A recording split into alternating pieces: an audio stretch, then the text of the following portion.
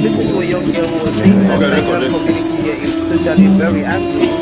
Thank you very much for listening to your blessings from our government. Was the Ijaw country of the Niger Delta of the Federal Republic of Nigeria. He went to several schools. His major academic genesis was at the government college in Delhi. Go gather, destroy their food. Make security camp and that other camp, second camp. You don't compensate everybody. But some of them in each generation sometimes.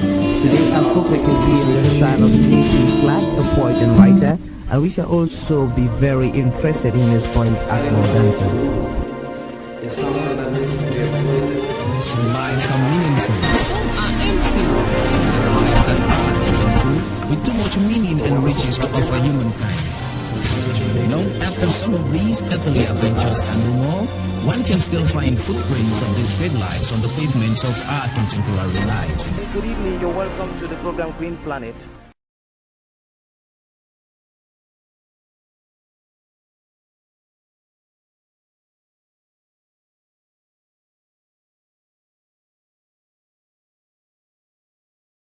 Thank you very much for talking to people, places and events, and to the African Center for Community and Development.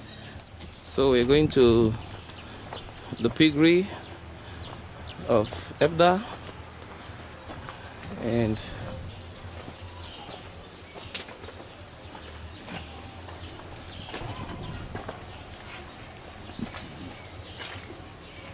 wow, how old is this pig? This one is over 9 months old. Wow. And these piglets here? These piglets, they are just 3 months. 3 months? 3 months, yeah. And how many pigs are here altogether?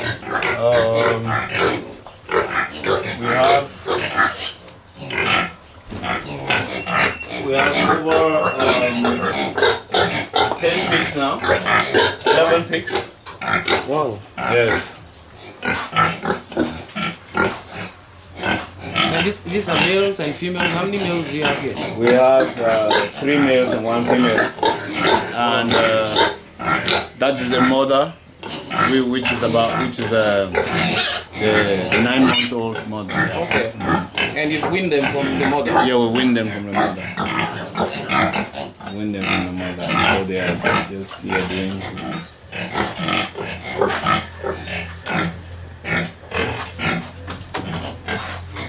And then this is the mother to the 3-year-old piglets. 3 months old? The white ones, yeah. You've seen. How old is it? Also 5 months? No, this one is a year 5 months. So as you see, it's she's really pregnant again for the second phase of reproduction. And for how many times will she reproduce before you probably send her out? We intend to make her reproduce like 5 times, and then we can recycle her. Then she can be sold now to the butchers, because we don't intend to allow her really exhaust herself in production. Now, what is the advantage, or what advantages come from pig farming? From pig farming, the advantages are that it's some kind of lump sum income generation.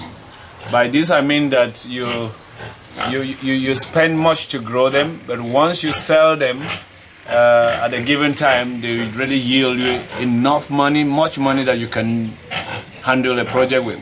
Yeah. So by the time the money you spend in growing them comes in bits, but when you sell them, you gather money in lump sum, and so you can actually do another project with. Yeah. And what do you feed them on? Well, we give them the normal compost food, and then we also give them plantains. Not plantains as such, but really bananas. They just leftover bananas from Del Monte and so on and so forth. We give that to them. We also give them the Zanto Soma, which is these red cocoyams, which we grow them in farms. So we root them, we get the tubers, we prepare, we cook them, and then we give them to feed them. Yeah.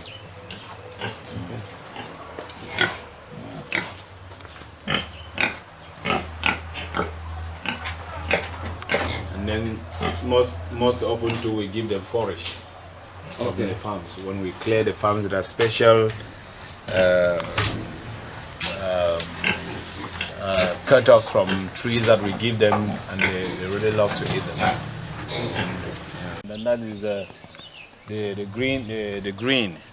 So this is a demonstration farm for vegetables? Yes. What kind of vegetables do you have here? Here we have the huckleberry, we have the telferia, the okongobong leaves, we have the green leaves, and then we also have leeks and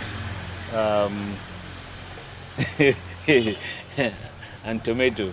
Well, the tomato fruit here is that we use, these are the beds that we use to nurse the tomatoes. So when we got all the seedlings of the tomatoes, this one just remained here.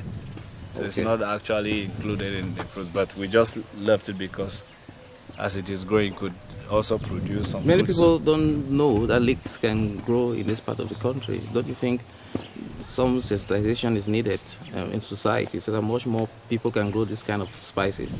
Yes, you really need, we really need sensitization, because a lot of people still think that there are certain vegetables that cannot be grown here in Cameroon. So, but I want to assure you, if you look over here, this, you can see them. These leeks, okay, and they are really blooming here. They are blooming. So they can be grown here, and they can do it even in large scales. So much so that we don't depend only on the northwest or the western province for leeks. And you know, there is a huge challenge that comes with dependence. When you depend only on a certain region, what if there is crop failure? Means the whole population will go into starvation. There will be food insecurity. But when people begin to adopt and accept some of these technologies that we are bringing here in growing some of these vegetables, it will lead to abundance, it will lead to food security, and so on and so forth. Yeah. So what is grown elsewhere, we are trying to make it available to the Southwest, and also to demystify some of the myths that they used to uphold, that, you know, only certain crops can grow here and only certain crops can be grown elsewhere. But we want to assure them that the soil here is so fertile that it can accommodate all the kind of food, the food crop types that we really want to grow. Thank you very much, Mr. Director, for talking to people, places and events, and to the African Center for Community and Development. Thank you very much. And you just listened to a young girl who was saying that the Nigerian community here is totally very angry.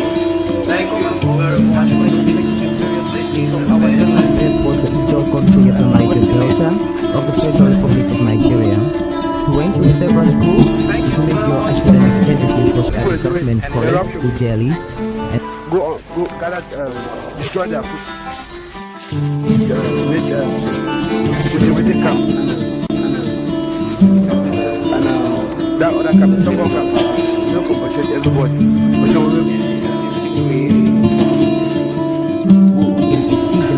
Sometimes. Today our folk can be in the style of J.C. Clark, a poet and writer, and we shall also be very interested in his point Akmo dancing. Some lives are meaningful, some are empty.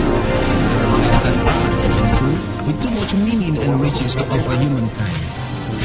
You know, after some of these earthly adventures and more, one can still find footprints of these great lives on the pavements of our contemporary life. Good evening, you're welcome to the program Green Planet.